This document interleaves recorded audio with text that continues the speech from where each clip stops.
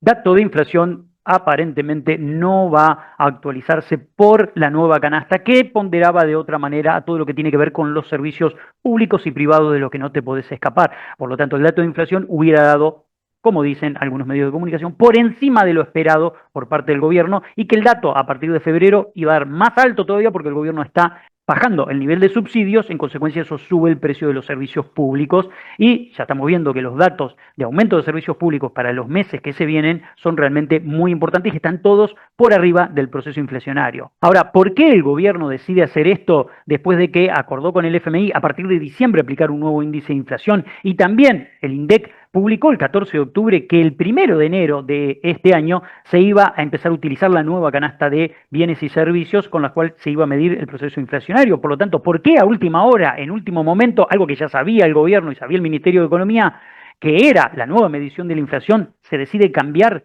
de manera intempestiva y de la noche a la mañana con un portazo de Marco Labaña, el titular del INDEC? Bueno, porque evidentemente el dato de inflación iba a dar un número que al gobierno no le gustaba. Eso es la especulación inmediata. Más allá de la declaración oficial, más allá de lo que diga el gobierno, evidentemente hace tiempo que venimos diciendo que el dato de inflación no se condice con la realidad económica de cada uno de nosotros. Y eso tiene que ver con que la ponderación de los servicios públicos en el dato de inflación tiene 20 años, no refleja el real impacto de los aumentos en servicios públicos que todos los ciudadanos estamos sufriendo.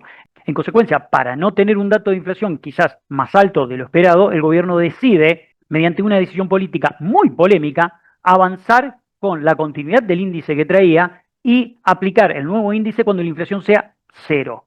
Independientemente de la cuestión política, lo importante a entender acá es qué impacto tiene el índice de inflación. ¿Es solo un índice? No, en realidad tiene un impacto brutal en todo el programa del gobierno el índice de inflación. ¿Por qué? Porque si el dato de inflación fuera más alto, hay que ajustar las jubilaciones, pensiones y asignaciones universales por un número mayor. Por lo tanto, para garantizar el superávit, tener un dato de inflación menor es muy importante para el gobierno, pero es un perjuicio muy grande para los jubilados y pensionados, que son la contraparte del ajuste. Otro de los puntos es que los salarios reales se miden descontando la inflación según el INDEC. Por lo tanto, si esa inflación es menor a la que debería descontarse, los salarios reales están inflados. Otro punto muy importante es que las bandas de flotación se ajustan por inflación. Al ajustarse por una inflación eventualmente más alta, deberían confluir a un dólar más alto, y eso tampoco quiere el gobierno. Otra discusión muy grande que se da es el tipo de cambio real. ¿Está atrasado o no atrasado? ¿Qué significa el tipo de cambio real? Bueno, el tipo de cambio nominal por la inflación del país que estamos analizando, en este caso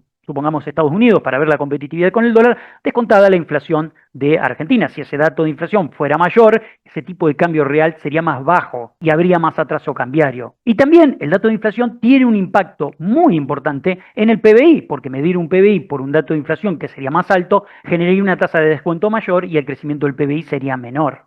Ni hablar del dato de pobreza e indigencia que tiene su canasta propia, canasta básica total y canasta básica alimentaria, que también requiere una actualización porque no refleja la realidad económica de las familias. En consecuencia, el gobierno tomó una decisión muy polémica que en otros momentos de nuestra historia fue muy discutida por todos nosotros y que generó muchísimas distorsiones en la economía y falta de confianza y credibilidad en el INDEC. Destruir la brújula para todo el andamiaje de la economía es un problema. Y ahora la discusión es ¿qué nivel de credibilidad va a tener el índice de inflación que publica todos los meses el INDEC después de esta situación y de esta desaveniencia? Si les pareció importante toda esta información, los invito a seguirme en todas mis redes sociales, @cpnmatiobatista y cpnmatiobatista.com.